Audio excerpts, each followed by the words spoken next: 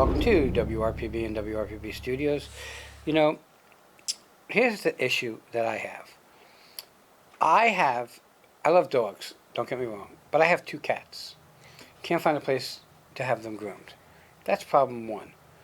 Problem 2 is a lot of people have dogs and don't know where to take their dogs where they'll get the job done properly. Well, I think that anybody who gets a scissors and a shaver thing that they bought from Amazon can be a groomer. It's just the way it is today. That is Everybody, true. everybody who has a cell phone thinks they're a videographer, photographer, talk show host. So, with me is Jennifer Collins from Pet Place Grooming. Pets Place Grooming, yep. Pets Place. I Yep. left the S off. I'm old enough to leave a letter off. It's okay. Okay. How long have you been around the industry? I've been in the industry for around 19 years, almost 20 years. I started as a bather and worked my way up to a groomer, and now I'm a business owner. Okay, so going back to one of my favorite lines, which is always use a professional, this is the reason that we bring people like this on the air. All right, why'd you get into it? I got into it because I was going to college for pre-vet Okay. and in Minnesota. And I was like, ooh, I'll get dog experience, like I'll go be a bather. And I applied, got the job, had no idea what I was doing. And I just loved dogs, and it was a perfect fit. And then I just kept going through there, and I was like, I think this is what I want to do. I fell in love with it. Where do you learn the skills to, like, So I took training through I was in a corporate, and they offered a training program. We did that. But really, you don't learn hardly anything. right, In the training, you learn just by doing it and having really excellent teachers. I worked with really great groomers right from the beginning. I was very lucky. And they taught me a lot of the basics, and then you just go from there and you learn as you go. And right, and I mean, I get it, because there was a point in my life where I was an optician. mm-hmm. So I went to school. Didn't use anything I learned in school. Right. Okay, it's all the practical. Yep. Okay, and it's ironic because you go to school for stuff, and if you don't get the on-job training, you're never going to do a good job. Exactly. Yep. So you Yep. decided you loved this. I loved it. Were you Yep. nervous about having to deal with dogs and maybe get bitten? Yes and no. I've gotten a lot better about knowing the signs to look for and things like that. It's not usually an issue. I'm also very good at you just learn after a while to keep yourself calm, and that keeps the dogs calm. You learn reactions, and you also know when to stop, and you know when this is not a good fit. Right. And sometimes that's just how it is, and you can't. There's nothing you can do, and that's how you learn to avoid any things. But you get better and better at dealing with dogs and being able to read them and kind of focus on what they need. What's the easiest breed of dog to groom? I don't know. I would say I think everybody in my grooming shop would say a different answer to that question. Right. We all have a little bit of our own ideas.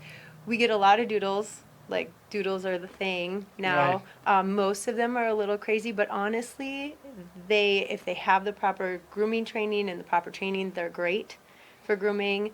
Shih Tzus, Bichons. All the little dogs. All the little dogs, poodles. That people can carry with them. Yeah, exactly. But, it really just depends on. All right, well, let's go to breeds like Doberman, Shepherds.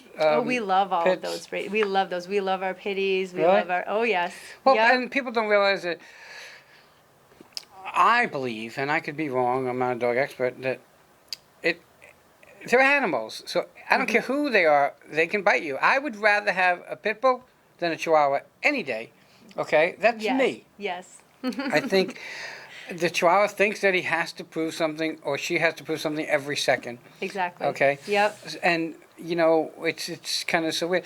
But I guess, short-haired dogs are really come in for grooming, or they come in for bathing? They do bathing. We do a lot of de-sheds on them. Okay. They also have a lot of skin issues, and we can help with that. We use very high quality products.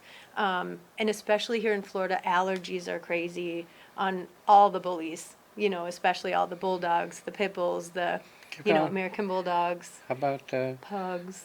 I had 8 Yeah. pugs at one time. Yeah. How about Shar-Peis? Shar-Peis, yep. We don't get many Really? Shar-Peis, but definitely the skin issues. The short-haired dogs, and I think people don't understand their skin cycle is every 21 days.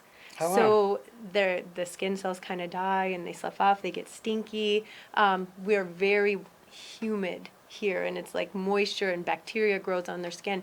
So they need to be groomed quite regularly to So- really combat Okay, a lot so of that stuff. how often do people bring, like, how often should someone basically kind of bring their pet in to be bathed and groomed if they're not going to do it? We recommend every 4 to 6 weeks. We do have some people that have like a curly coated dog or a drop coat dog that wants to keep it long and fluffy and beautiful, and then Right. it's going to be 3 to 4 weeks so they don't get matted and things like that. You can go up to 8 weeks, but typically after 8 weeks we recommend, they really should be getting in if you're not bathing at home and stuff Right. like that. Yeah, So- definitely 4 to 6 weeks. So basically, at least once a month, whether you're bringing it in or not bringing it in, you need to brush that animal and Yep.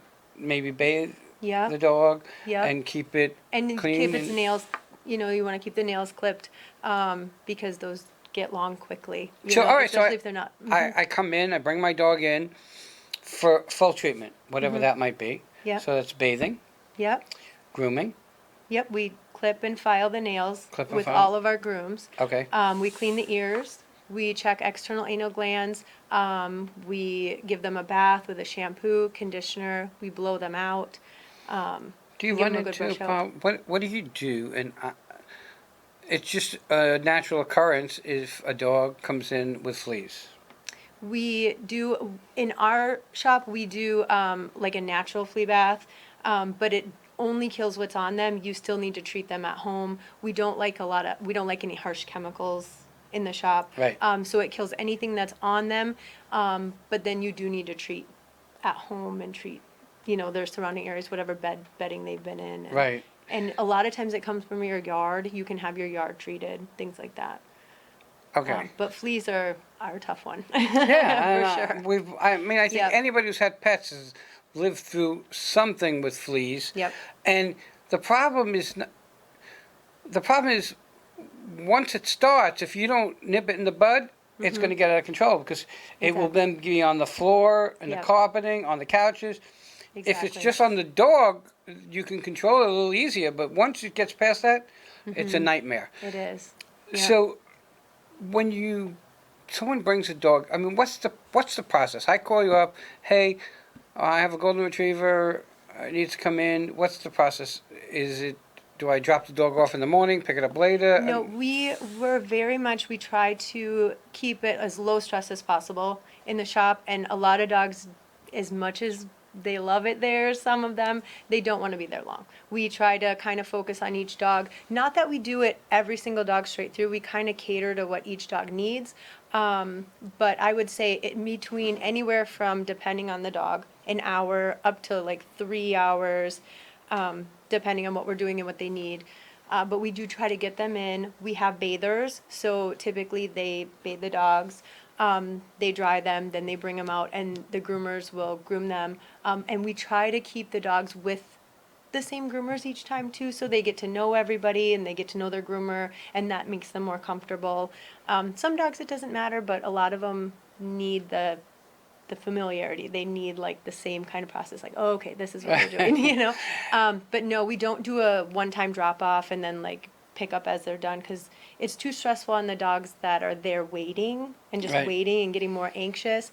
And when they're done, we do like them to go home, just because we don't want them any more stressed out than they need to be. Right, and I guess So- space is an issue. Yes, exactly, because we do have 4 groomers. Mhm. We have 4 groomers, and so that is a lot of dogs. It's a lot of dogs at one time, and they feed off of each other. Oh, yeah. So No, Yeah. it makes sense that for you as a person, you go to the doctor, you want to get out of there and go home where you feel Yep. comfortable. you know, and that's really Exactly. super important. Comfort level with everybody, whether it be a human or a pet, is super, super important. Mm-hmm. Have you gotten bitten? Yes, yes. A lot? Not a lot. No, Okay. I think maybe once that I had to go to the doctor and just get it taken, like looked at. And then one other time by a chihuahua. Yeah, I won't name names, but it was a chihuahua. Um, but it wasn't a bad bite. And that's about it. Like a couple scratches, you know, maybe a couple attempts, but I've learned to get much faster. Like I have pretty quick To get out of the way? reflexes. Yeah, You need to get out of the exactly.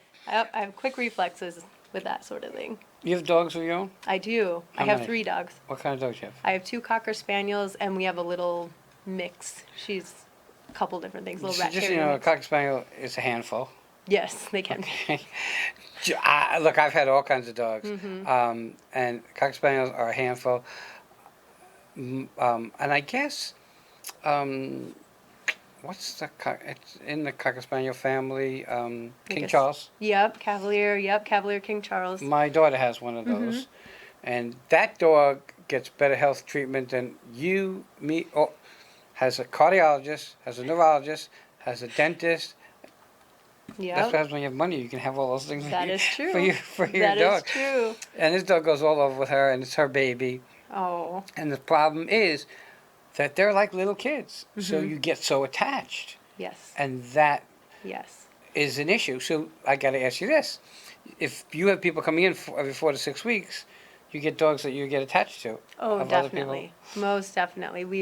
We get very attached. I would think we've so. been, yeah, and the people will let us know if something happens to them or, you know, whatever, and you get attached, and you have your favorites, and you have your, you know, we have a couple dogs that come every week. We have a couple dogs that come every other week, and they're like family there. And Right. honestly, we really try to treat all the dogs as if they were our own and how we would want our dogs treated when we go, but there are those special few that Well, we just again, if if you see the dog every week or every other week, that you're going to build that attachment. If you see your dog every 2 months, you don't have a chance to kind of make the connection that Right. you would. You know, it's Right. not. I don't know. Do you? all of our best behaved dogs Right. and our best clients are the ones that come more often. They're that are excited to come because they know what to expect, they Right. know what's going to happen, and then they go. And honestly, they're the least stressed out ones too, the ones that come the most often. Well, because they're used to Yeah. it. They know when they're done. They're not going to Yep. be in pain. They're not. You know. Exactly. Do you think that after you've done, that the dog has a different opinion of itself? Do you think they I know do. the difference? I do. You should see them strut out of there when they're done. They are all, yeah, they're very excited about themselves. And we were Yes. just talking about Yep. my cat that was like hide from everybody until she got a lion cut. Mm-hmm. Once she got a lion cut, she was it. Yep. Don't you come in my house? You got to pass me. Yep. Okay. Yep. Exactly. And you know, She's feeling all it seems proud like of herself. yeah. So I was curious. Do they really feel? I hate to use this.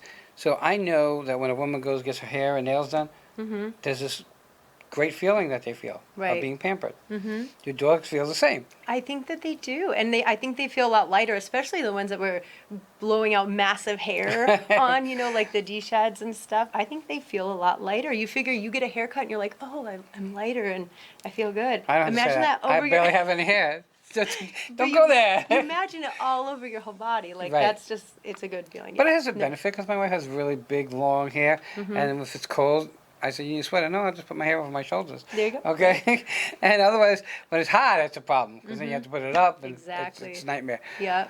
So, the basic bath, groom, how long does it take? And depending on of course, the animal. Yeah, like I would say anywhere. Are typically we tell people an hour and a half to 2.5 hours. Like some of our big intensive haircuts, I would say 3 hours at the most. And that's kind of, but grooming is always, because we do walk-ins, we do walk-in nail trims, you know, people come in and have questions and things like that, and it always holds you up a little bit because Right. you're, you know, you're kind of still, you're working stuff into your day. That's Right. what's exciting about grooming though, is because you never know. You can have your schedule all set, but you don't know what's going to happen. Where are you located? We are in Port St. Lucie, we're in a little plaza on California and Savona, right in the, You can't miss That's the it. plaza. No. Um, right across from Oak Hammock, yeah, K right. through 8 school. Yep. Um, and what's cool about it is that at least you have a good place to have lunch. It's true. Yep. You Okay. can go to Stella's next door. You get something for milk and things. Yeah. Yep. And I guess you see a lot of change in the future for you because there's so much development coming up. Yes, there's houses and businesses going up all over in Port St. Lucie. We've gotten so many new clients. We're so fortunate to be in that area. It's amazing Honestly, because like it's a perfect spot. there was Yep. probably a time where people would look at it and say, "Yeah, whatever, this area, I don't want to be in this area." But it's so changed, and I It know I is. lived right there. Yep. Okay, so Yep. I know. All right, so how do people find you? You have a phone number? Yep. We have a phone number. They can call us. Should I Yeah. say it? 772-621-7005. They can email us. They can find us on Facebook. We have a lot of pictures up on Facebook that they can see some of our work. Yeah, that's Everybody- about it. I say it, and I know you've heard it a million times. Always use a professional. If you don't, it's going to cost you 5 times more in the long run, and 10 times more in frustration. Plus, you stimulate the economy, and you get a job that's done properly. Jennifer, I want to thank you for coming on. Yes, thank you very much. I Everybody, appreciate it. we'll be right back.